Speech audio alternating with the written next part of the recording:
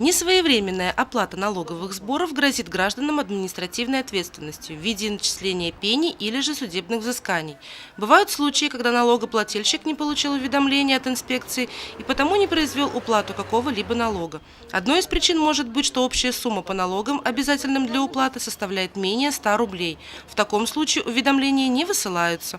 В случае возникновения вопросов специалисты рекомендуют напрямую обращаться в инспекцию либо воспользоваться современными методами. Уважаемые налогоплательщики, хотелось бы напомнить о сроках уплаты имущественных налогов физических лиц, а именно транспортный налог, земельный налог и налог на имущество, который наступает 1 декабря 2017 года. Те налогоплательщики, которые не получили налоговое уведомление, могут обратиться в отделение почты или же непосредственно в налоговую инспекцию по адресу улица Маяковского, 31/1. Особое внимание хотелось бы обратить налогоплательщиков, пользователей личного кабинета физических лиц. Те, кто зарегистрирован в данном сервисе, в электронном виде получают налоговое уведомление, в бумажном виде им не рассылается.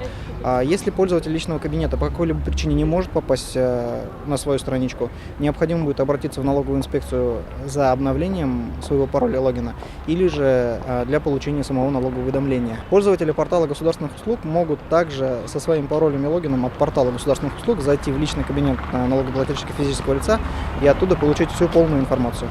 В эти дни сотрудниками Федеральной налоговой службы по городу Сибай организована раздача информационных листовок. В буклетах можно найти нужную информацию о налоговых уведомлениях, средствах их получения, методах комфортной оплаты, которые не потребуют много времени.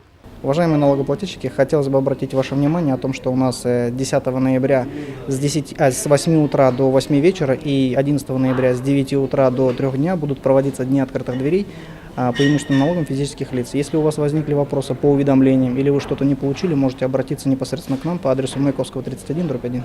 Не стоит забывать, что содействие органам власти, законопослушность и исполнение своей гражданской обязанности – это условия для стабильного развития общества. Екатерина Марочкина, Руслан Кравцов, Гульгина Раскильдина, телекомпания СТВ.